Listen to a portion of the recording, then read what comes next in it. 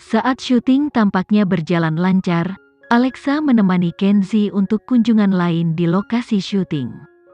Setelah melihat Yunita, dia menemui mengapa Yunita memenangkan penghargaan di Hollywood. Dia adalah aktris yang sangat baik.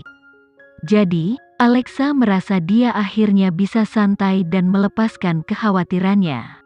Lagi pula, perjalanannya ke Australia sudah dekat. Nyonya Kenzie, saya harus mengingatkanmu, kita sudah memasuki paruh kedua bulan Januari. Apakah kamu masih siap untuk mengumumkan pernikahan kita di bulan Februari? Kenzie baru saja pulang kerja dan berganti pakaian rumah yang nyaman. Alexa sedang membongkar barang ketika dia mendengar pertanyaan Kenzie. Dia tercengang ketika dia memiringkan kepalanya dan memikirkannya selama beberapa detik. Bagaimana menurutmu? Kamu akan menghabiskan sebagian besar bulan Februari di Australia. Setelah pekerjaanmu selesai, aku akan mengaturnya, jawab Kenzie. Aku baik-baik saja dengan itu. Terserah padamu. Alexa berbalik dan tersenyum pada Kenzie. Mengumumkan pernikahan mereka. Berapa banyak orang yang akan terkejut sampai mati? Pikiran Alexa membuatnya sedikit gugup. Lagi pula, setelah pengumuman mereka, dia mengharapkan banyak hal berubah. Ngomong-ngomong, untuk penerbangan besok ke Australia, aku tidak perlu Natalie menemaniku. Bisakah kamu mengajak Lukas ikut denganku selama 2 hari? Setelah kamu tiba, dia bisa kembali ke Mandala. Setelah Kenzie berganti pakaian, dia berjalan ke sisi Alexa dan membantunya menutup kopernya. Dia kemudian mengangguk, kemanapun kamu pergi, kamu sepertinya tidak bisa melupakan tentang memberi keuntungan pada pacarmu. Aku sedang memikirkan bagaimana terakhir kali Ayu Gani kembali ke Indonesia. Dia hanya di sini kurang dari 24 jam. Jadi, karena dia ada di Australia. Alexa melingkarkan lengannya di pinggang Kenzie.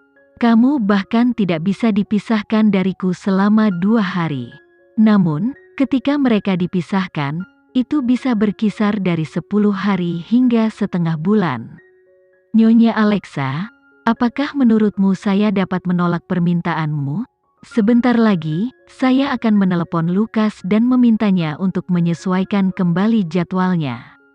Alexa senang dengan hasilnya, jadi dia berjinjit, melingkarkan lengannya di leher Kenzie dan memberinya ciuman penuh kasih sayang. Kenzie menyadari pijakannya sedikit tidak stabil, jadi dia menanggapi dengan melingkarkan lengannya di pinggangnya. Mengapa kamu tersandung? Setiap kali aku menciummu, aku masih merasa sedikit gugup.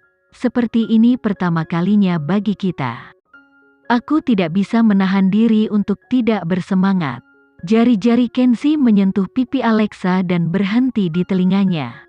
Saat dia memainkan cuping telinganya dengan lembut, dia menjawab, bagiku, kamu adalah dewiku dan satu-satunya ratuku. Saat mata pasangan itu bertemu, mereka dengan cepat bertabrakan menjadi ciuman. Alexa merasa lututnya sedikit lemas dan ingin menemukan sesuatu untuk bersandar. Jadi dia meraih Kenzie dan berkata dengan nada sedikit terengah-engah, ayo kembali ke kamar tidur. Kenzie tidak menanggapi. Mereka akan dipisahkan selama 2 hari, bagaimana dia bisa mengatasinya? Jadi, dia langsung menekannya ke dinding lemari dan berkata dengan bisikan yang dalam, tapi, aku tidak sabar. Alexa merasa dia tidak akan pernah bisa melihat lemari dengan cara yang sama lagi. Terutama karena ada begitu banyak cermin di dalamnya. Pria ini tampaknya sangat ahli dalam mengubah berbagai bagian rumah menjadi taman bermain mereka yang intim. Yang terpenting, dia tidak punya cara untuk menolak. Pagi berikutnya, Alexa dan Lukas bergegas ke Australia sesuai jadwal. Karena Kenzie tidak berada di sisinya, media memiliki sesuatu untuk ditulis sekali lagi. Mereka berasumsi bahwa Alexa dan Kenzie berselisih karena stupid, sehingga Alexa diabaikan sebagai hasilnya. Pada akhirnya, dia hanyalah seorang pacar. Tidak peduli seberapa besar dia menyayangi dan memujanya, pada akhirnya keuntungan menjadi prioritas. Kapan hubungan dalam industri hiburan pernah mampu menangani tantangan? Mereka hanya menjaga satu sama lain untuk sementara waktu. Apa menurutmu mereka benar-benar akan menikah? Orang-orang ini pasti sangat bosan. Memikirkan sesuatu yang begitu kecil bisa menjadi alasan untuk putus. Gilang mengeluh tak berdaya. Kenzi meletakkan dokumen di tangannya dan mengalihkan perhatiannya ke diskusi online. Alisnya berkerut rapat. Setelah itu, postingan baru muncul di halaman media sosial Kenzi. Tidak ada kata-kata, hanya foto. Foto Alexa berbaring di pelukan Kenzi. Haruskah dia menggoda kita seperti ini? Alexa sudah berada di luar negeri, namun Kenzi masih membagikan makanan anjingnya sendiri. Media terlalu usil, bahkan Tuan Kenzi tidak tahan. Bagaimana dia bisa membiarkan mereka memfitnah pacarnya? Permainan untuk media. Yang aku tahu adalah, Tuan Kenzi sangat menyayangi Alexa. Seolah-olah dia akan mengabaikannya. Jadwal mereka hanya berbenturan. Aku bertaruh ini akan membungkam mereka untuk selamanya.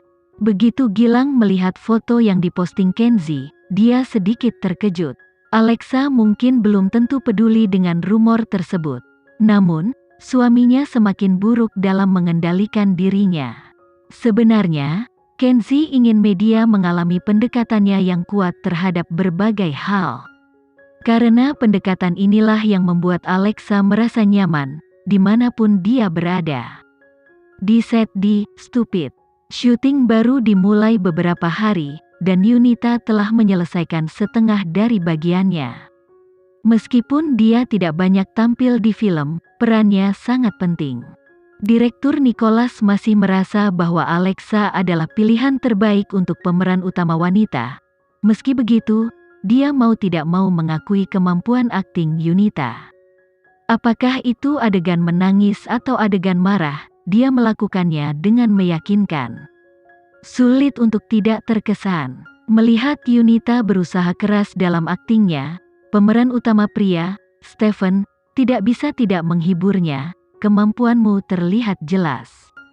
Tidak mungkin kamu akan digantikan oleh siapapun. Kamu tidak perlu memaksakan diri terlalu keras. Yunita sedikit terkejut. Dia tidak pernah mengharapkan aktor top yang biasanya dingin untuk menghiburnya sedemikian rupa. Dia merasa sedikit bersalah. Satu-satunya alasan dia berusaha keras bukan karena dia takut perannya akan direnggut, tetapi karena dia adalah kaki tangan rencana Rama.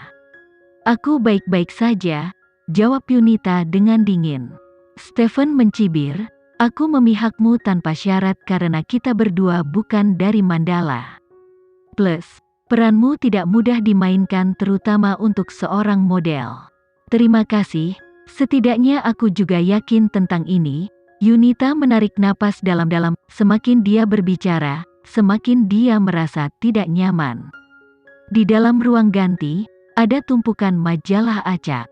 Yunita melihat majalah MOBA dengan Alexa di sampul depannya. Dia mengambilnya untuk melihatnya dan merasa bahwa mata Alexa sepertinya menembus jiwa seseorang. Iya, Alexa tidak bersalah. Tapi, siapa yang tidak? Setiap kali seorang seniman terlibat dalam perebutan kekuasaan, mereka pasti akan mengotori tangan mereka.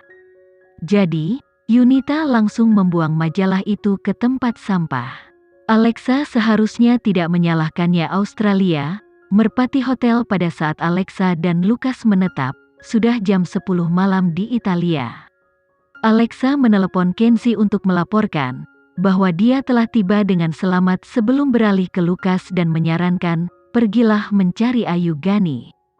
Dia seharusnya tinggal di hotel yang sama. Tentu saja, Lucas sudah tahu di mana Ayu Gani berada, dia juga tahu niat baik Alexa. Jadi, dia tidak menunda. Dia hanya mengungkapkan senyuman dan menjawab, terima kasih. Aku akan memberitahumu jika aku pergi kemanapun, kata Alexa sambil mengangkat telepon di tangannya. Lucas mengangguk, dia memiliki keyakinan penuh pada Alexa. Dia kemudian mengeluarkan ponselnya dan menelepon Ayugani. Namun, dia tidak memperhatikan reporter yang bersembunyi tidak terlalu jauh. Black Label Studio memiliki kegigihan tertentu dalam hal Alexa, terutama setelah menyetujui kerjasama mereka dengan Rama.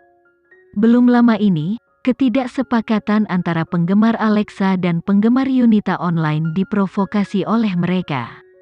Itu adalah sesuatu yang telah mereka sepakati untuk Rama. Dengan dukungan Rama, reporter kecil bekerja lebih keras dari sebelumnya.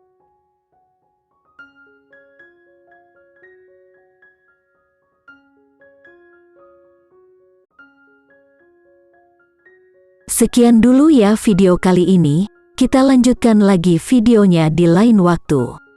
Oh iya, bagaimana menurut kalian? Semoga bisa sedikit menghibur kalian semua. Untuk teman-teman yang baru nonton, jangan lupa subscribe ya, hehehe. Dan kalau teman-teman ada yang ingin gabung langganan, bisa langsung gabung saja untuk dapat fitur yang menarik dan sedikit membantu Mimin.